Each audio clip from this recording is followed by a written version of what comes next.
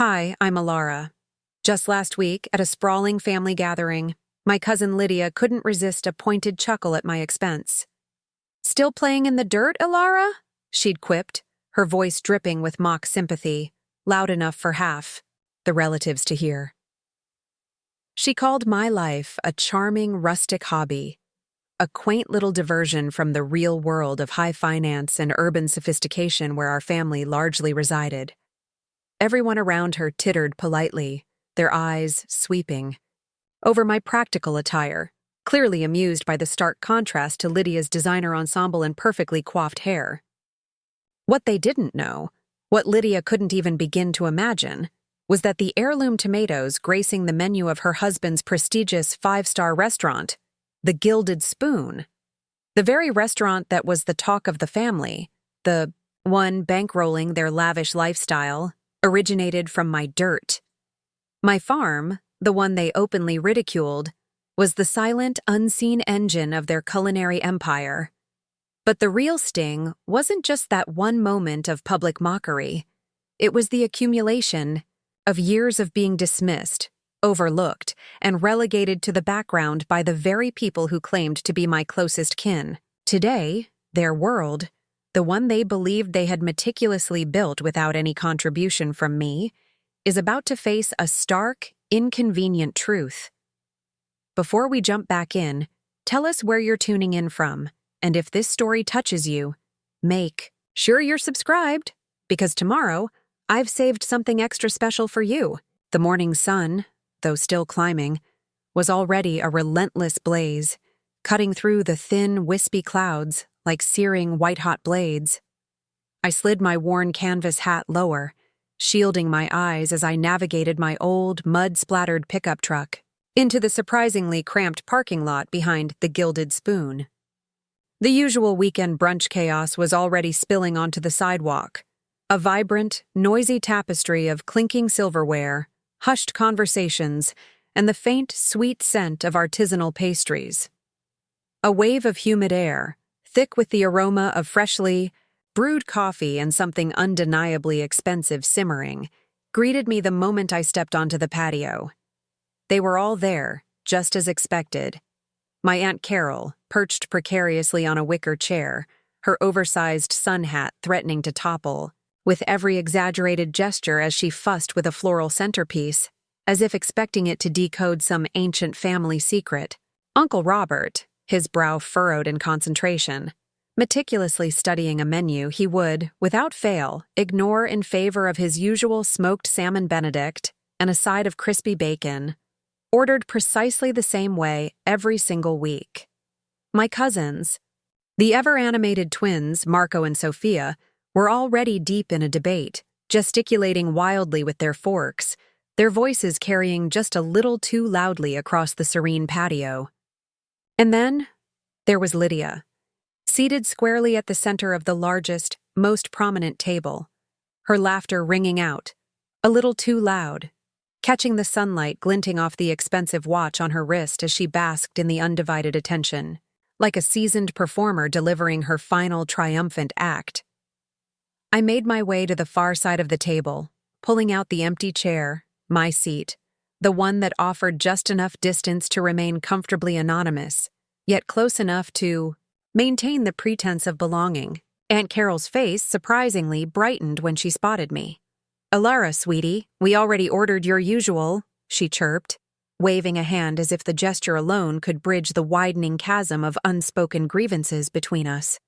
The air around the table was thick, almost suffocating with the sweet, cloying scent of maple syrup and buttery croissants. Conversations drifted aimlessly over the linen-draped surface. The latest political scandal? Someone's recent European vacation? A distant cousin's lavish engagement party? I stirred my herbal tea slowly, the spoon tapping a steady, rhythmic cadence against the delicate porcelain cup. It had already cooled, but the simple motion gave my hands something purposeful to do, an anchor against the suffocating sense of insignificance that seemed to curl and tighten in my chest every time I found myself in this familiar family setting. Lydia, ever the orchestrator of attention, suddenly leaned forward, her voice pitched just a decibel too loudly, ensuring that everyone within a two-table radius could easily catch every word.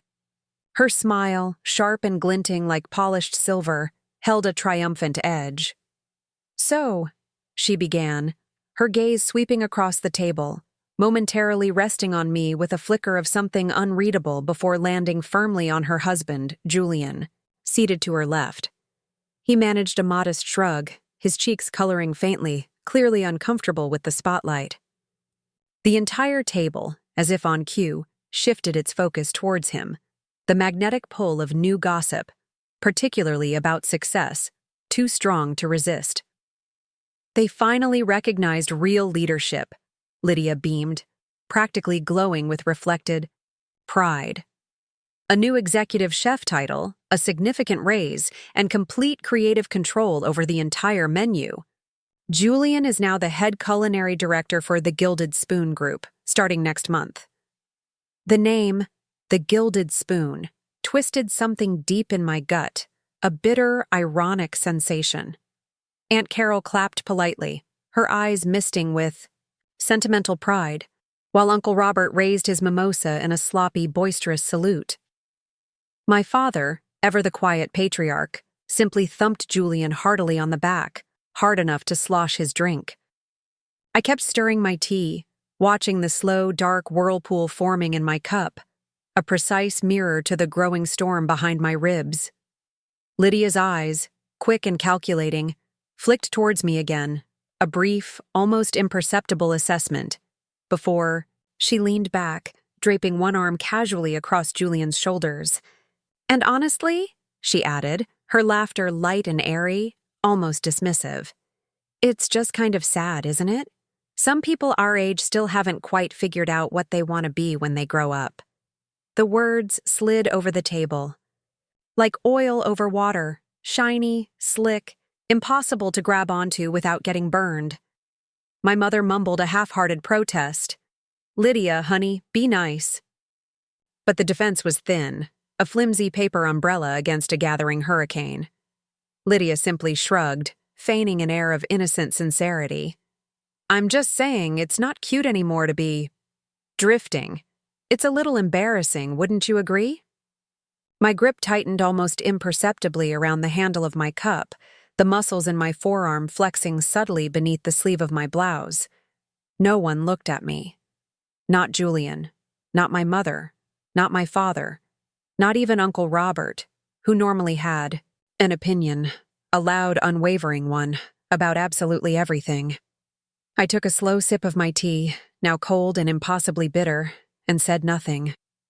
Because they didn't know.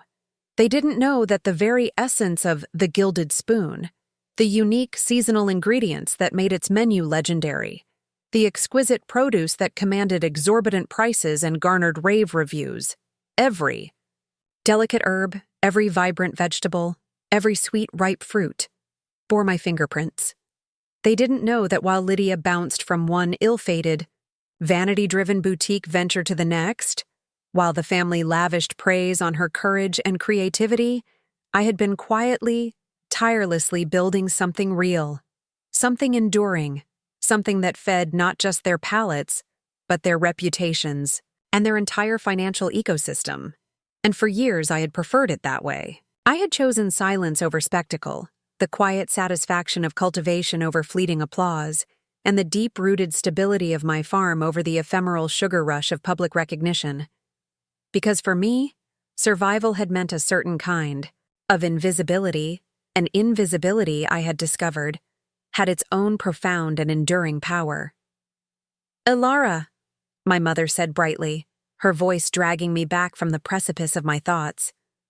"You're still farming from home, right? That's so nice, so flexible," she added, her tone implying flexible meant not serious.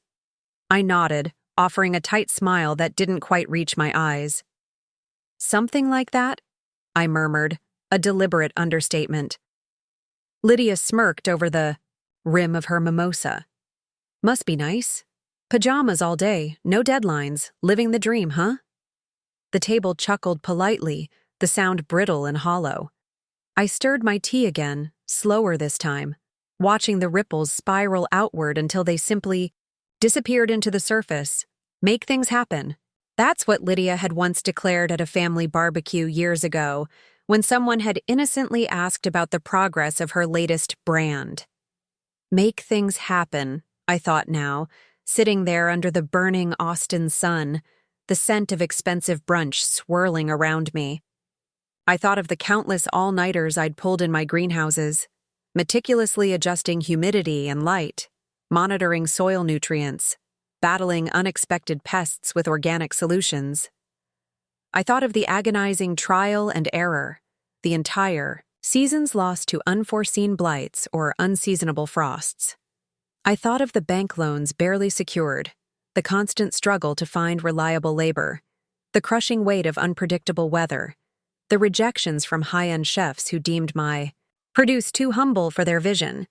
I thought of every sleepless night, every ounce of sweat, every single bet I'd placed on myself and my little patch of land when no one else, not a single soul in my family, would even deign to lend a glance, let alone a dime.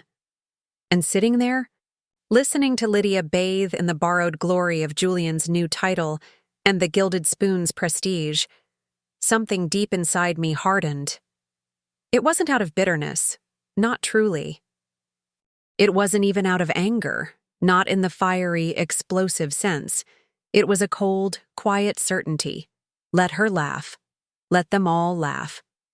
Because soon, reality would pull back the curtain Lydia loved to hide behind, the one woven from her carefully constructed narratives of success and superiority.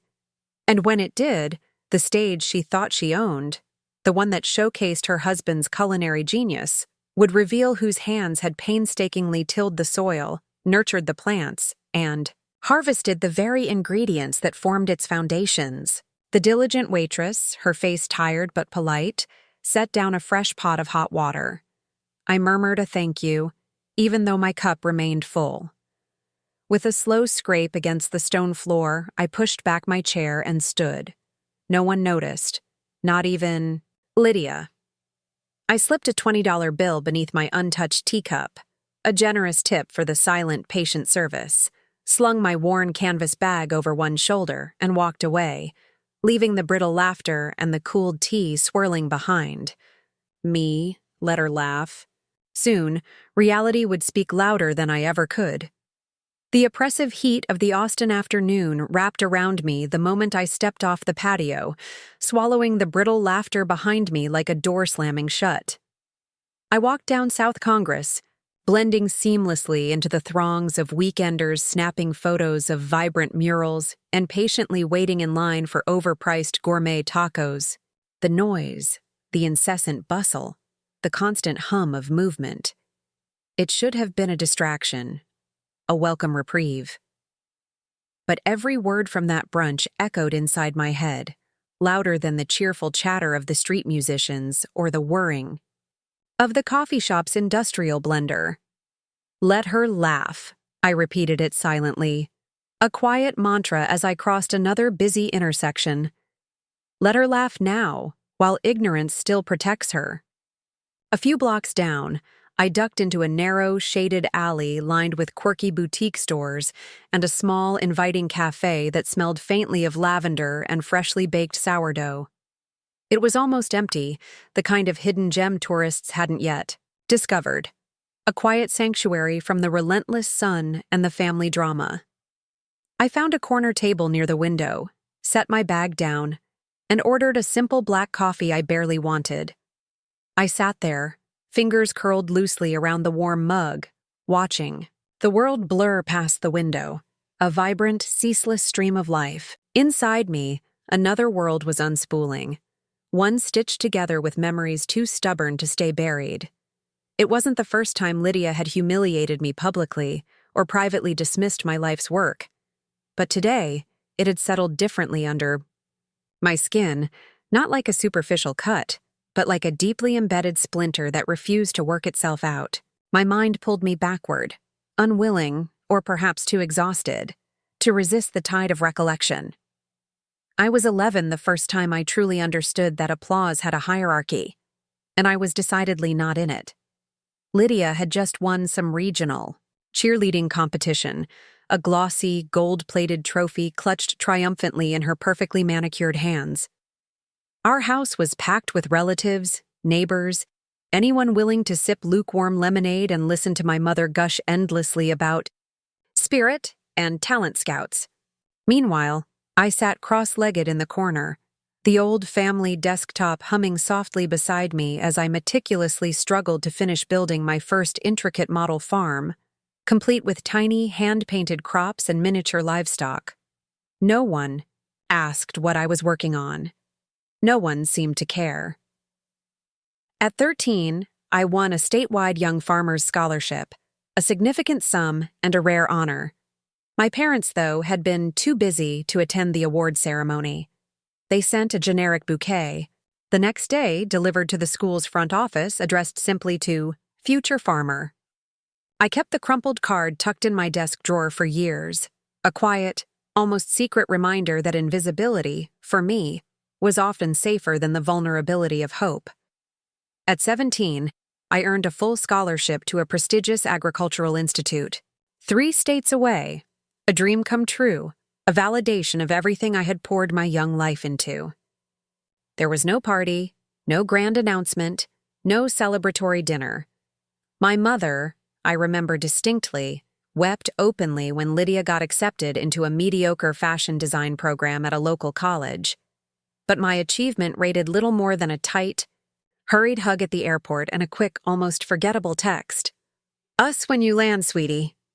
At 21, while Lydia was hosting Instagram-worthy pop-up shops for her ill-fated ethical fashion line that bled money faster than they made it, I was buried deep in the fertile soil of my fledgling farm, alongside my mentor, Silas, chasing a vision that lived on ramen noodles, second-hand farming equipment, and an unwavering belief in sustainable agriculture. They celebrated her failures with parties and casseroles, mourned her mistakes with group hugs and endless sympathy. Me? They treated my quiet dedication, my consistent work, my very silence, like proof that nothing truly important was happening in my life. Perhaps that's why, when my farm, Elara's Harvest, finally landed its first major contract with a reputable local distributor, Silas and I quietly agreed I would remain largely behind the scenes. It wasn't just about strategic growth. It was about survival. I had learned early that the less they saw of me, the more I could protect what truly mattered. I took a slow sip of my coffee, bitter and too hot, feeling it burn a path down my throat. Outside, people hurried by, laughing, arguing, living their loud, messy lives while I sat, virtually invisible, behind the cafe glass. Maybe that's who I had become. Someone who thrived in the silence. Someone who found power in being deliberately overlooked. But today, sitting at that brunch table, listening to Lydia claim a world she didn't even realize she owed me, something inside shifted. It wasn't anger, not exactly. It was a different kind of fire, a deep, simmering certainty that ignorance, when wielded so carelessly, wasn't harmless anymore. Lydia wasn't just oblivious, she was reckless. Her perceived success, her undeniable pride, her loud, brittle laughter, it was all built on foundations she utterly failed to understand. And people like her, I realized, they had a way of swinging hammers wildly, unconsciously breaking the very walls that protected them. I stirred the coffee again, watching the surface swirl and settle. If she kept pushing, kept speaking without thinking, kept mocking what she couldn't even see, she was going to tear open something neither of us could neatly sew shut again. She doesn't realize it yet, but every dismissive word she spoke today will cost her dearly tomorrow. The week dragged on, feeling like a wound slow to close. After that dreadful brunch, I threw myself into my work with a singular, almost mechanical focus. I spent nights in the glow of my greenhouse lights, meticulously charting growth patterns, designing new irrigation systems, and poring over market reports until the early hours. The constant demands of the farm, the emails from distributors, The meetings with chefs eager for my next seasonal yield. The quiet victories of a perfect harvest. They dulled the raw sting of Lydia's words, but they didn't erase it. Nothing seemed to. By Saturday afternoon, the tension had only settled deeper under my skin, a cold, hard knot. My mother's text had arrived 2 days earlier. "Family barbecue at the house. Casual, come hungry." The cheerful exclamation points did nothing to lighten the heavy dread forming in my chest. But of course I went. That's what you did. You showed up, even when you knew you'd leave bruised. I turned onto my parents' quiet, tree-lined street just as the sun dipped low enough to stretch long golden fingers across the asphalt. Their backyard was already humming with noise, the slap of flip-flops against concrete, the low thrum of a Bluetooth speaker playing country hits, and the rich, inviting scent of sizzling burgers and corn on the cob, thick in the humid air. I parked a little way down the street, grabbed a bottle of my homemade elderflower cordial from the passenger seat, my usual understated offering, and walked up the cracked sidewalk, my heart tapping a familiar, anxious beat against my ribs. The garden gate was propped open with an old, chipped ceramic gnome missing half its face. I slipped inside, my arrival barely registering over the cheerful chatter. No grand greetings, no fanfare, just Elara, background character, reporting. For duty. I found a spot near the old oak tree at the very back of the yard, partially shielded by a string of drooping fairy lights. It was a perfect vantage point, offering just enough distance to observe without being drawn in. Across the sprawling lawn, Lydia was already in her element, arms sweeping wide, head tossed back in theatrical laughter. She looked every bit the golden child, a breezy sundress, hair kissed by expensive highlights, a chilled glass of rosé perched perfectly in her manicured hand. I poured myself a sparkling water from the cooler and leaned against the rough bark of the tree, half listening, half hoping to remain utterly invisible, but of course it didn't last.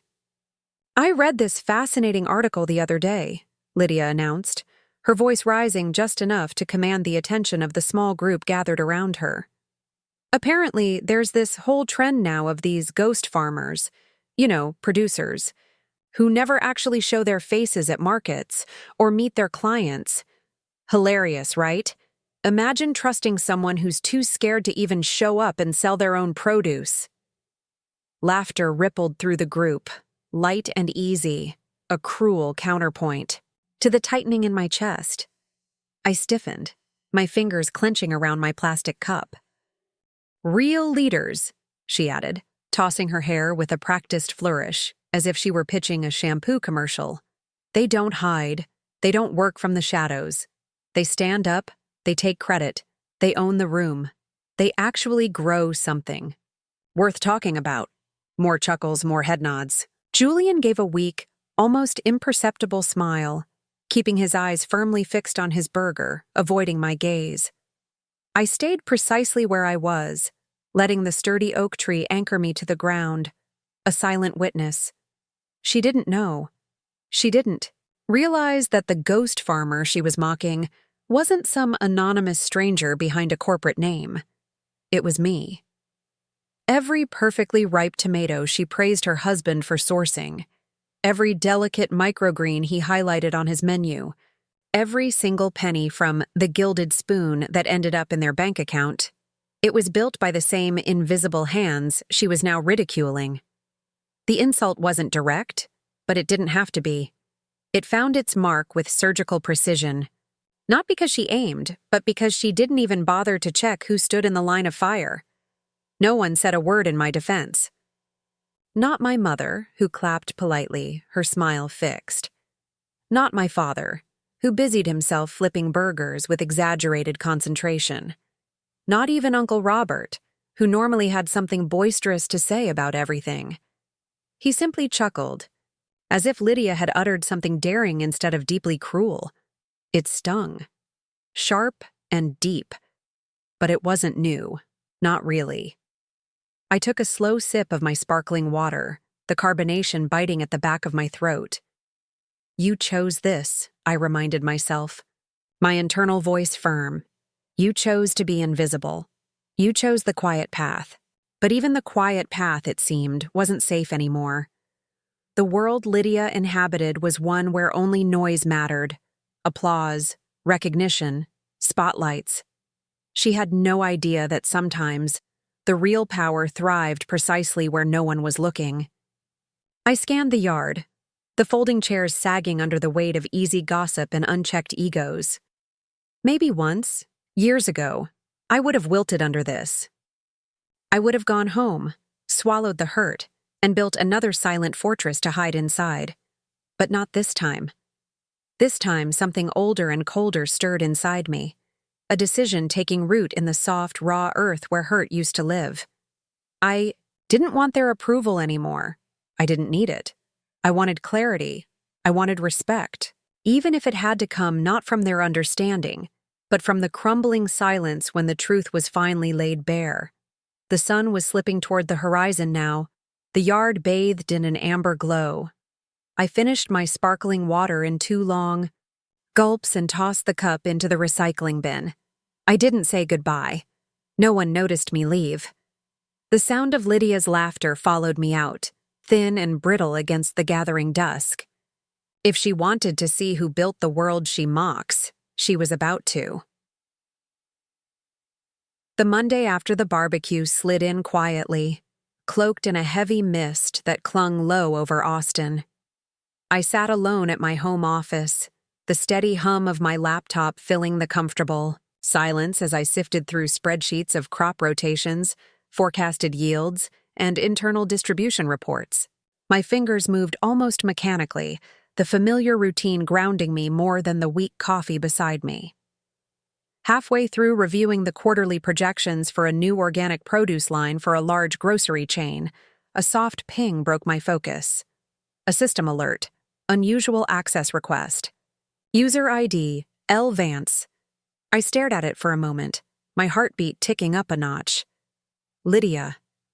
My fingers hovered above the keyboard, resisting the urge to immediately dive deeper. I forced myself to move slowly, breathing steadily. One click brought up the full report. Lydia Vance, on her work terminal at the Gilded Spoon headquarters, likely through Julian's access, or perhaps even using his personal login, had initiated a query into archived supplier contracts and vendor agreements. I leaned back in my chair, arms folded tightly across my chest. It had begun. The thing about Elara's harvest internal system, the one I had built myself with Silas's occasional, amused input, was that it wasn't designed like a typical corporate shell. We had crafted it ourselves, a robust, custom-coded architecture built to withstand casual browse, to appear simply as a vendor portal. But no system was foolproof against someone determined enough, someone with a personal stake. And if Lydia was anything, it was persistent when chasing something she didn't understand, especially if it involved perceived threats or hidden truths. I toggled the security view, watching her digital breadcrumb trail unfold in real time. Search terms: premium produce suppliers, exclusive farm contracts, heirloom tomato origins, vendor payment history. I sipped my coffee, letting the bitterness anchor me to the moment. Across town, Lydia was likely sitting at her desk, brow furrowed in intense concentration, combing through financial files and supplier lists that, if she looked closely enough, bore the same mysterious initials. EH.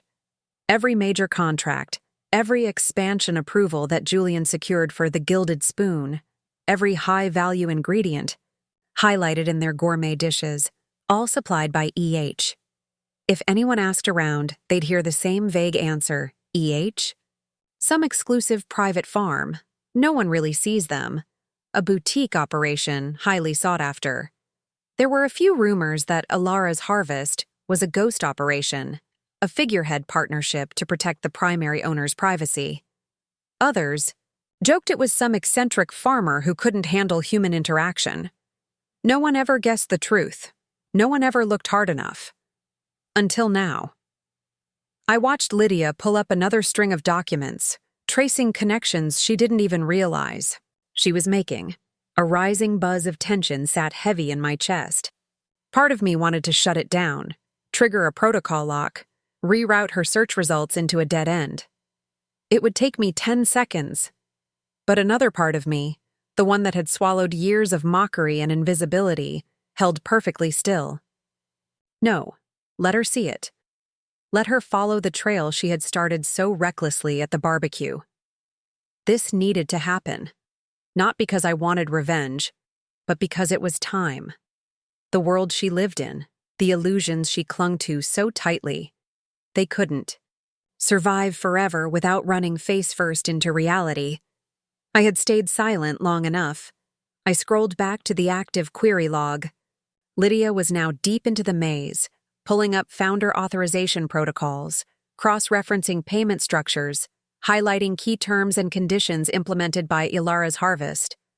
Her pattern was methodical, in a messy, intuitive way, like a child tugging the right thread on a complicated tapestry without truly understanding what would unravel. Another alert popped up. New request initiated. Vendor records. Founding documents. I exhaled slowly through my nose, closing my laptop with a quiet click. The clock had started ticking. Whatever happened next wasn't in my hands anymore. Across town, under the warm hum of fluorescent office lights, Lydia was about to pull the veil back for the first time. And when she did, when she finally pieced it together, there would be no going back. Lydia's access request had triggered a silent internal alert, and I knew the clock had started ticking. By the time the city lights of Austin blinked awake, painting the night sky with a shimmering urban glow, I was already expecting it. The moment Lydia's access request had tripped the internal alarm, I knew it was just a matter of hours, not days, hours. The next morning, I arrived at the Gilded Spoon building earlier than usual. I wasn't scheduled for any meetings, and certainly no one expected me to come in. That was precisely why I did. I needed to feel the pulse of the place firsthand, not just through delivery schedules or remote files. The lobby buzzed with a quiet, refined energy. Interns carrying trays of delicate pastries, senior chefs juggling iPads and folders filled with recipes. The low rumble of the elevators carried people to their various culinary destinations. Business as usual, for now. I slipped past the main floor without drawing attention, my personal vendor ID badge flashing green against the scanner as I moved towards the secure side of the receiving area, where all of the Gilded Spoon's premium produce was carefully checked and logged. My private office, the one registered, simply under Preferred Vendor Relations, sat tucked behind the executive kitchens. I logged into the internal monitoring system, and there it was, access granted. User, L. Vance, document accessed, founding vendor agreement for Elara's harvest. I closed my eyes for a long moment, letting the reality settle deep into my bones. There was no undoing it, no clever patch to reroute the consequences. Across the building, likely in one of the smaller glass-walled offices reserved for vendor management, Lydia would be staring at the screen right now, reading the raw facts she'd hunted down. I pictured her sitting stiffly, brow furrowed, eyes darting across the document. Primary supplier, Elara's harvest. Proprietor, Elara Bundy. Exclusive contract, all heirloom produce and specialty greens for the Gilded Spoon, Inconvenient, 5-year buy. Term, automatically renewing. Operational authority, sole proprietor.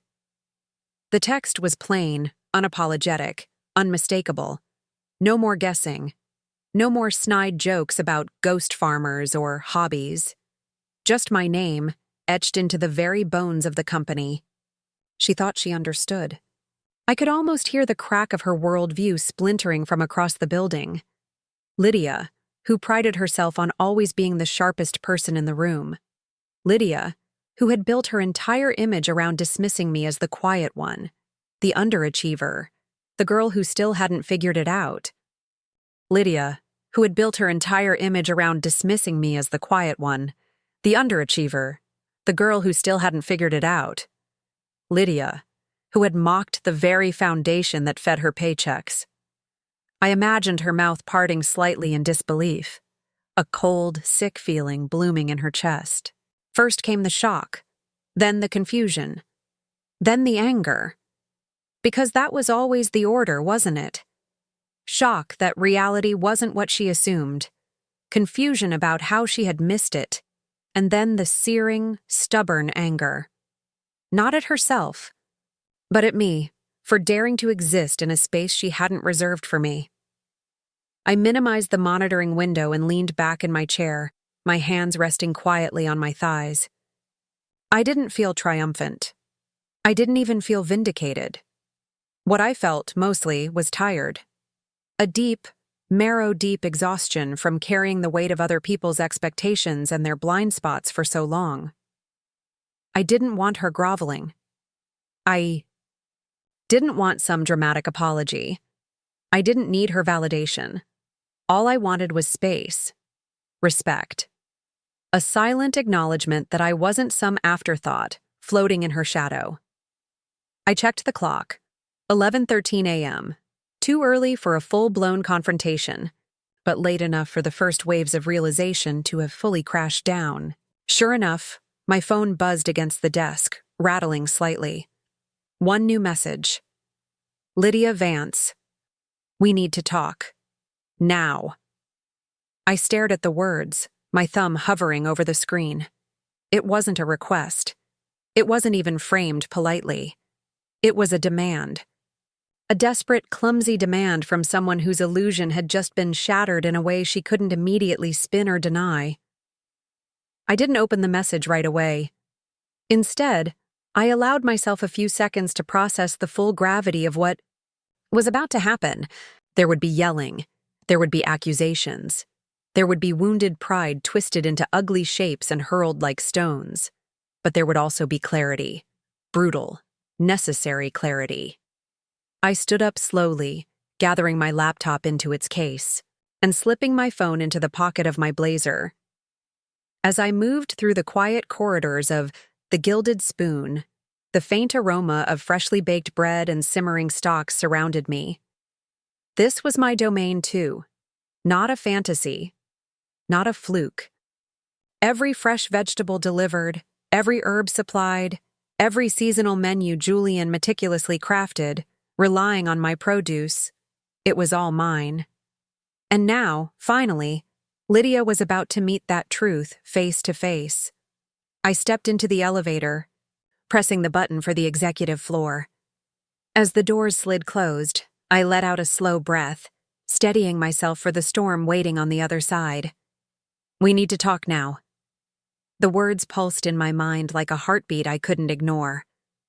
The message still burned in the back of my mind as I walked through the corridors of the Gilded Spoon after hours. The office had transformed with the setting sun. What buzzed with energy during the day now whispered with the hushed hum of the building's air conditioning and the soft whir of massive industrial freezers behind locked doors. The silence wasn't peaceful. It was thick, electric, pulsing with something inevitable. I moved steadily, my heels muffled against the carpeted floor, tracing the path toward the private meeting room near Julian's office. I already knew where she would be waiting. Not in some public space where others could eavesdrop or interfere. No, Lydia would want privacy. She would want a battleground where only two people could witness the outcome. As I turned the last corner, I spotted her. She stood stiff and tight near the double glass doors of the executive wing, arms crossed, eyes sharp, her chest rising and falling faster than normal. Lydia didn't look angry in the theatrical way she usually wielded at brunches or family parties. This was different. This was personal. Preparing and narrating this story took us a lot of time, so if you are enjoying it, subscribe to our channel. It means a lot to us. Now back to the story. She didn't waste time. "You lied to me," she said, her voice low, vibrating just above a whisper, barely controlled. I stopped a few feet away, giving her space.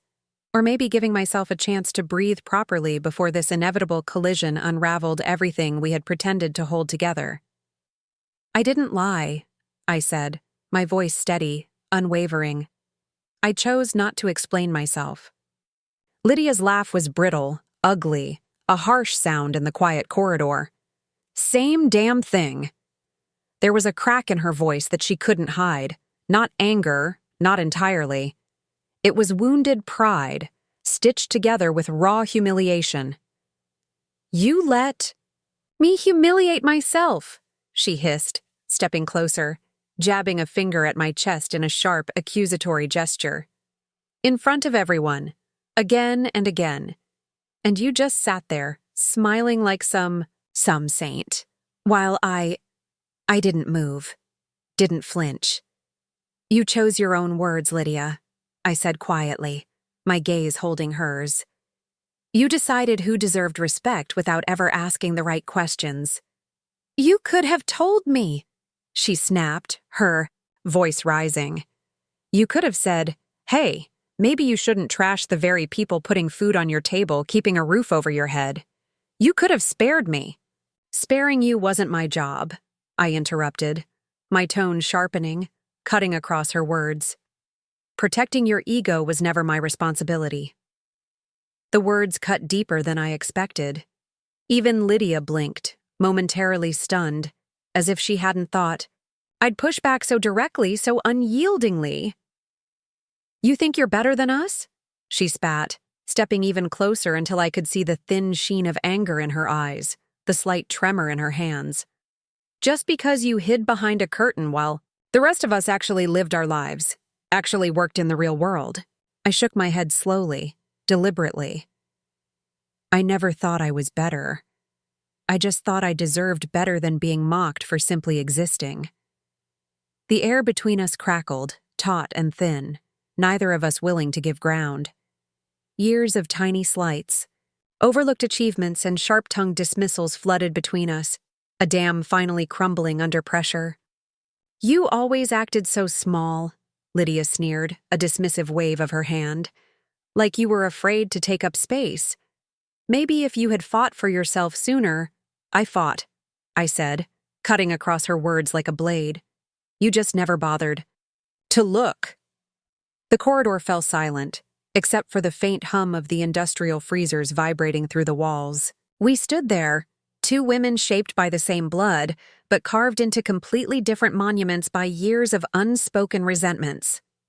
"You don't get to rewrite this," Lydia whispered fiercely, her voice trembling with barely contained rage. "You don't get to stand here and pretend you were some misunderstood genius while we—" "You," I interrupted again, quieter this time, but with an immovable force. "You what, Lydia? Earned your spotlight by stepping on the people you assumed were beneath you?" Her mouth opened, then closed again, the words sticking like barbed wire. "You think loudness makes you right?" I continued, my voice soft but unyielding. "But respect isn't earned through noise. It's earned through truth, through showing up quietly, consistently, even when no one is watching. Especially then." Lydia's fists clenched at her sides. For a moment, I thought she might lunge at me, hurl some insult she couldn't unsay. Instead, she drew in a shallow, ragged breath, her chest trembling with the effort to hold herself together. "If you think this changes anything," she said finally, her voice shaking, barely audible, "you're wrong."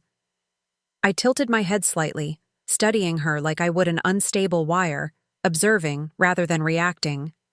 "I don't need it to change anything," I said, "but I won't stand still anymore while you swing."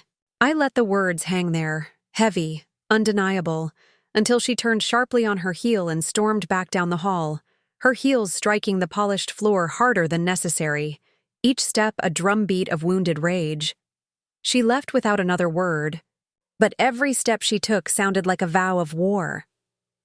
Lydia's footsteps faded behind me, but their echo clung to the walls long after she disappeared. I stayed there, rooted in the corridor for a moment, letting the aftershocks of the confrontation settle in my chest. No shouting could undo what had already been set into motion. She had walked away, but the war she declared hadn't ended at the meeting room door. It had just crossed into new territory, and I knew the battlefield would not be confined to whispered arguments anymore. By Monday morning, the shift was unmistakable. As I entered the sleek, glass-walled lobby of the Gilded Spoon headquarters, a ripple moved through the floor. Conversations stalled when I passed. A few heads dipped quickly, pretending to check phones or shuffle papers, but their glances slid sideways all the same. There it was, the chill of manufactured gossip, colder than any corporate air conditioning could manage. The receptionist offered me a too bright, almost frantic smile. Two junior chefs chatting near the elevators stiffened visibly when they spotted me. It wasn't overt anger, it was uncertainty, the kind that flourished when someone planted the right kind of insidious seed. I moved through the building like I always had, efficient, unbothered on the surface. But I cataloged every wary look, every slight hesitation, every sudden silence. Somewhere between Friday night and Monday morning, rumors had sprouted, insidious and fast. It didn't take long to trace the vines back to their gardener. Lydia wasn't subtle. She never had been. Under the guise of concern for the restaurant's transparency and Julian's reputation, she had quietly approached a handful of team leads, soft-voicing questions about who really made decisions about sourcing, and whether the suppliers were truly what they claimed to be. Just wanting to make sure everything was above board, she'd say, hand to her heart, brow creased in feigned sisterly worry. And it worked. Not because everyone believed her immediately, but because doubt, once planted, has a way of growing all by itself. By lunchtime, the tension was thick enough to cut with a knife. I found myself facing conversations that twisted mid-sentence, email chains that subtly excluded me, polite smiles that didn't quite reach the eyes. Lydia hadn't needed to accuse me outright. She knew better. She had simply asked the right poisoned questions and let everyone else draw their own incorrect conclusions. I sat in my office, the city skyline sprawling wide through the floor-to-ceiling windows, and considered my next move. Anger curled hot and fast beneath my ribs, begging for release. But experience had taught me that battles won in rage rarely stayed won. I didn't need to shout. I didn't need to plead my case in hallways or over coffee cups. I needed precision. That afternoon, I called a senior leadership meeting. 12 people, the head chef, the general manager, the marketing director, the finance lead, and several key department heads, all summoned under the guise of a strategic update. No agenda attached, no warning. When they filed into the conference room, eyes weary, postures stiff, I greeted them with a quiet nod and waited for the heavy door to seal us in. "I'll make this quick," I said, my voice even, unhurried, cutting through the palpable tension. There have been questions recently about the Gilded Spoon's sourcing, about transparency, and about trust in our vendor relationships. Some shifted in their seats, exchanging quick glances. A few looked at their hands, avoiding my gaze. I didn't flinch. I didn't soften. I want to be clear. This restaurant, its reputation, its very foundation of culinary excellence, was built on quiet work, on systems that work because the people behind them value integrity over appearances. I will not apologize for how we operate, and I will not tolerate the erosion of what we've built. No one spoke. No one dared. I leaned forward slightly, letting my words settle into the corners of the room, into the very air they breathed. If anyone has concerns about our operations or about any aspect of our leadership, I encourage you to bring them to me directly. Transparency is not a slogan here. It's a reality. Silence hung heavy and taut. Finally, Julian, still looking a little shell-shocked from his own recent revelations, gave a small, firm nod. Others followed, slower but sure, a silent ripple of agreement passing through the room. The meeting ended without incident. No fireworks, no shouting, but the message was unmistakable. I was not hiding anymore. Before leaving the room, I handed a quiet directive to Julian and the head of operations. Initiate a private audit on internal communications, unofficial channels, private message threads, track where the fractures had started, follow the cracks back to their source. I didn't name names. I didn't need to.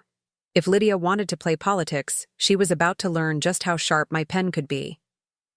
Later that afternoon, as the office began to thin out for the day, an encrypted report landed on my desk. Concerns raised. Employee misconduct identified. Recommendation for disciplinary review. My fingers hovered briefly over the mouse pad before I opened it. The findings were clear. Anonymous complaints traced back, breadcrumb by breadcrumb, to carefully curated rumors, all originating from the same handful of conversations. Conversations Lydia had planted with surgical precision, fueled by a misguided sense of entitlement and resentment. And yet, her intent didn't matter. Only, the outcome did. What she had done breached internal ethics policies. It endangered the company's reputation. It destabilized the leadership integrity, something no organization, especially one built on trust and a delicate supply chain, could survive without consequence. I sat back, staring at the report, the late afternoon sunlight slanting gold across my office. She had fired the first real shot. Now it was my move. The report lay heavy on my desk, but my decision was already made. The weight of the report still lingered in the back of my mind as I sat in my office, the late afternoon sun casting long, thin shadows across the carpet. I turned off my monitor and leaned back in my chair, letting the silence settle around, me like armor. The decision had already been made, but I needed these final moments of stillness, a breath before the plunge. This wasn't about revenge. This was about preservation. Of the company, of myself, of the boundaries I'd spent a lifetime too afraid to enforce. Certainly. Here are the remaining parts of your story, completing the narrative as requested. I pulled, opened a drawer and retrieved a single sheet of paper, a formal notice, carefully worded, crisp and impersonal. It was a standard HR document, but in this context, it was a declaration. I slid it into a plain manila envelope and sealed it without hesitation. The quiet click of the adhesive strip pressing closed sounded louder than it should have been in the stillness of the room. I rose from my chair, smoothing the hem of my blazer, and headed for the private conference room 2 doors down. It was already reserved. My instructions had been clear. No witnesses, no distractions, just the 2 of us and the truth laid bare. The air in the corridor felt heavier as I approached. It wasn't fear that weighed me down. It was the inevitability of what I was about to do. There was no victory here, no triumph, only necessity. Lydia was already there when I stepped inside. She sat slouched in one of the sleek black chairs, arms crossed, one foot tapping impatiently against the polished floor. The set of her jaw was pure defiance, defensive before a word was even spoken. I closed the door softly behind me and took a seat opposite her, placing the envelope on the table between us. Neither of us reached for it. Instead, for a long moment, we just sat there, the tension stretching taut and thin between us like a frayed rope about to snap. Finally, I spoke. "This isn't personal, Lydia," I said, my voice calm, steady, betraying none of the deep fatigue I felt. "This is about the integrity of the Gilded Spoon and the trust that underpins our entire operation." She barked a bitter laugh, the sound harsh and cutting in the quiet room. "Integrity?" she repeated, her eyes narrowing, a cynical twist to her lips. Funny word coming from someone who built a life in the shadows, a ghost farmer, as you so aptly put it. "You're right," I said simply, not flinching. I stayed silent. I stayed invisible. But not because I was ashamed, because some things are stronger when they aren't paraded for validation. Some things grow best in quiet, away from the noise. Her foot stilled. Her arms tightened around herself, almost a self-embrace. "You lied to us," she hissed, her voice laced with venom. "You lied to me. You sat at family dinners, you watched me. I watched you mock me," I interrupted, my voice sharpening slightly but still controlled. "I watched you assume you understood success, leadership, sacrifice, and I chose silence over warfare, until now." I tapped the envelope lightly, drawing her attention to it without forcing her hand. "You breached company ethics, Lydia," I continued, my voice unwavering. "You manipulated internal dynamics. You put our reputation, and by extension, every employee's livelihood at risk for a personal vendetta." Color rose high on her cheeks, but she didn't interrupt again. "You have two choices," I said, my voice dropping low and firm, the words final. "You can accept a formal warning and a mandatory mentorship program designed to rebuild professional trust and understanding of our supply chain, or you can resign." The words hung between us, leaden and absolute. Lydia's jaw clenched so tightly I could hear the faint grind of her teeth. For a second, I thought she might leap across the table, fueled by pride and fury alone. But instead, she sagged slightly, the first crack appearing in her perfectly poised armor. "And if I refuse?" she asked, almost a whisper, her voice thin, with a desperate hope I knew wouldn't be met. "Then we part ways," I said, no anger in my tone, simply stating a fact. "And your record will reflect your choices." I saw the calculation flicker behind her eyes, pride wrestling with survival. She knew the Gilded Spoon's reputation. She knew what being dismissed under misconduct would do to her future in this tightly knit industry. Slowly, stiffly, she reached for the envelope. She didn't open it. She didn't have to. Her fingers curled around the manila flap, knuckles white, and she nodded once, a tight, jerky motion that cost her far more than she wanted me to see. "I'll stay," she muttered, the words barely audible. I inclined my head, acknowledging her decision without gloating. There was nothing to celebrate here, only a sad, necessary ending. As she pushed back from the table and stood, I caught the fleeting shimmer of unshed tears in her eyes, fury and humiliation blurring into something raw, something profoundly sadder. She didn't say goodbye. She didn't curse me. She simply walked out, her heels striking the polished floor in hard, clipped beats. When the door swung shut behind her, I stayed seated, staring at the empty chair across from me. There had been a time, years ago, when I would have given anything for her approval, when I would have swallowed every insult, every slight, just for one moment of pride reflected in her eyes. That time was over. I wasn't the same girl who needed to be seen to believe she mattered.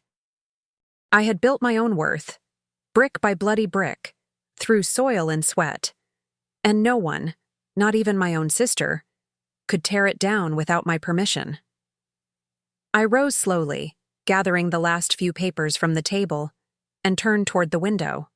Austin, sprawled out beneath the fading light, the city humming with lives bigger and messier than ours. The confrontation with Lydia had been necessary, a painful extraction, but the relief wasn't triumphal. It was the quiet calm after a storm, the gentle settling of dust. We had drawn a line, one that should have been drawn years ago.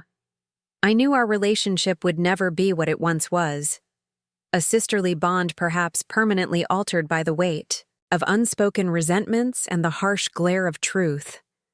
But perhaps, I mused, it could be something new, something honest. The days that followed were surprisingly quiet. Lydia adhered to the terms of her formal warning, attending the mentorship sessions. Her silence in meetings sharper and more watchful than before. She no longer initiated the subtle digs or dismissive remarks. The gossip in the office faded, replaced by an uneasy respect, a recognition of authority that had been quietly asserted. Our family gatherings, initially fraught with awkward silences, when Lydia and I were both present, slowly began to shift. The casual mockery ceased. The farm life was no longer a punchline. Instead, there were cautious questions about yields, about new varieties, about the challenges of sustainable agriculture. Julian, in particular, approached me with a newfound respect, eager to discuss seasonal planning and new culinary experiments that could showcase the unique produce from Elara's harvest. It wasn't full reconciliation, not yet. The old scars remained, visible beneath the surface, but a tentative, fragile bridge was being built, one quiet conversation at a time. The air around us, once thick with unspoken slights, was slowly clearing. Maybe, just maybe, ending the battle was the first step to finally beginning something real that thought lingered with me through the changing days, like a resilient thread, quietly weaving itself into a new tapestry I hadn't realized I was ready to create. Tonight, the city of Austin wore its brightest face, the skyline dotted with glittering lights against a deep velvet sky. The rooftop of the Gilded Spoon's headquarters buzzed with life as the company celebrated its 5th anniversary. A milestone built not just on culinary innovation, but on perseverance, sacrifice, and yes, a few silent battles fought behind closed doors. Soft jazz music floated on the warm autumn breeze, mingling with the gentle clink of champagne glasses and bursts of laughter. People moved gracefully between tables, adorned with flickering candles and small vases of wild flowers. The air was lighter than it had been in months, though a part of me still felt the cautious weight of history pressing lightly at my back. I stepped onto the rooftop alone, wearing a simple navy dress that neither screamed for attention nor shrank from it. There was power, I had learned, in simply existing fully, without apology, without spectacle. Colleagues nodded greetings as I passed. There were no sidelong glances, no whispers questioning my place anymore. Respect, I realized, had been earned, not through declarations or confrontations, but through unwavering consistency. I wasn't the hidden hand anymore. I was simply here, present, seen. I moved through the crowd slowly, savoring the moment, a rare one where I didn't feel like a ghost at my own table.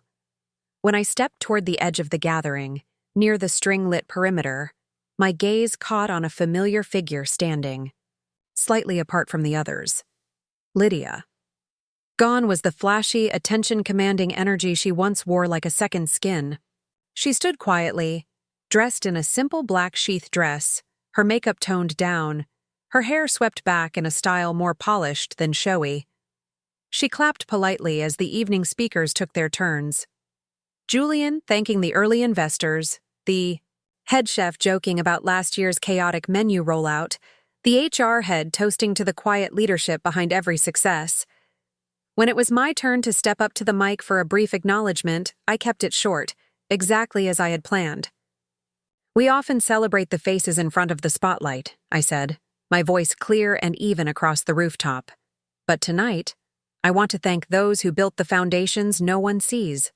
The ones who work quietly, steadily, because they believe in the vision, not the applause." A soft murmur of agreement moved through the crowd. I glanced out, scanning faces illuminated by fairy lights. For one heartbeat, Lydia's gaze locked with mine. She didn't look away. She didn't smile exactly, but she gave a small nod, almost imperceptible to anyone but me. It wasn't an apology. It wasn't forgiveness, but it was acknowledgement. And somehow, in that moment, it was enough. After the speeches ended and the crowd thinned, I found myself near the dessert table, idly spearing a piece of strawberry shortcake when footsteps approached. I didn't turn immediately. Some things, I had learned, came best when you let them. "Nice speech," Lydia said softly behind me. Her voice was different now, quieter, less assertive, with a note of tentative humanity I hadn't heard in years. I turned.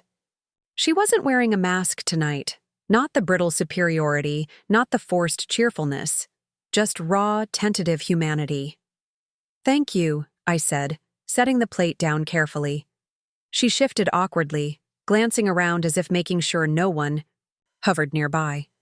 Then with a deep breath, she met my eyes again. "I'm trying to be someone better," she said, her voice low, earnest in a way that caught me off guard. For a long moment, I just looked at her.